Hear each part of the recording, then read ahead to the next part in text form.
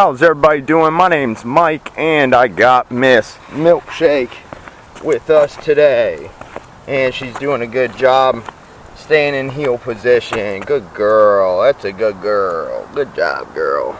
Heel. So Miss Milkshake's doing very good. So we're going to talk about not letting the dog control the leash or control the exercise that you're doing, or pretty much don't allow them to let you stop, if you see what I mean. So sometimes I'll be with an owner and the dog might like stop and look the other way because they have their attention is grabbing them this way, right? So if the dog does that, what we do is we continue to walk forward, we continue to walk forward, and we actually give the leash a little tug. But sometimes what happens is the dog is actually able to create tension on the leash, right? So sit. If the dog makes the leash tight, then it's my job to then loosen it and correct the dog if I want the dog to go in a certain direction. Heel.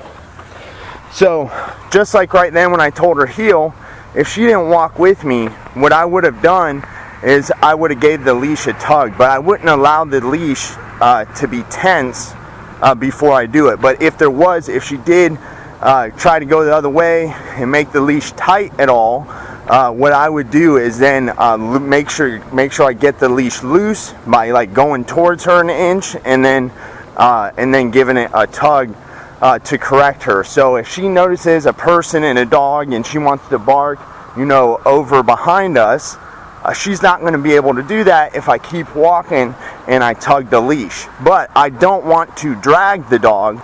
Anytime we're walking with the dog, we want the leash nice and loose, just like that. Sit. Now, if this leash wasn't loose, then if it was tight like this, I would then put my hand forward and then correct her, right? So if it's tight like this, it's my job to make the leash loose and then give one moment of tension. Heel.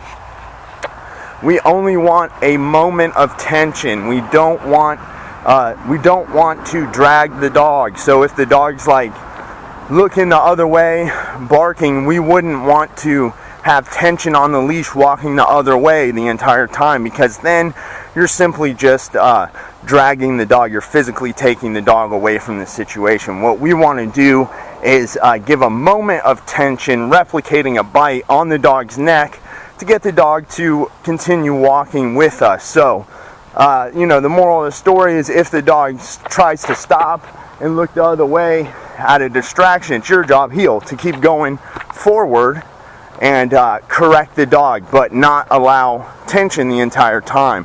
We have to keep the leash loose. We have to communicate with the dog. We do not want to, we don't want to drag the dog with tension on the leash. We want to always walk with the dog with a loose leash, just like that. How you see this part right here, heel. See how it's loose? Good girl, heel. See how that's staying loose? Heel. Now if she were to not come, heel. Now this time I'm not going to tell her, just so you can see what it would look like if I was going to kind of correct her to get her to come with me. See how I did that? Sit. You see what I did is to get her to come with me, see, just a moment. Heel. I didn't tell her heel so I could just show you what a moment of tension would look like for the dog. Sit. So just a moment for her to come with me. Good girl. But you see how it goes loose again? That's how it's supposed to be. See that? Good girl. Good job, girl. You're doing a good job. Heel. So under a normal circumstance, I'm going to tell her heel, and she knows to come with me, so she never has to feel any tension. But what you just saw with her is very minor. She can almost feel nothing, because she's such a small dog, and it takes so little, and she's very in tune with what I'm doing. So it doesn't take much tension at all.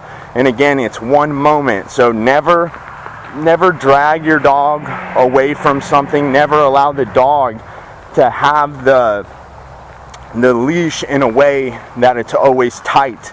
You want to have the leash loose at all times. And then the moment of tension is when you want to correct the dog for something. So for instance, if the dog were to start barking or something like that, then she would get a moment of tension, and then she would learn, I do not want you to bark.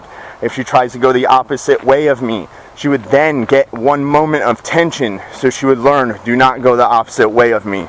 And that's simply how the dog's going to learn, is through the tension. But if you have tension all the time, the dog won't learn anything, can actually injure your dog. So the goal is to have a loose leash just like this all the time, and you only sit, have a moment of tension if the dog doesn't do what she's supposed to do. Now, if she wouldn't have sat when I asked her to sit, you would have saw a moment of tension on the leash. But since she did what she's supposed to do, she gets good girl, good job girl, good sit.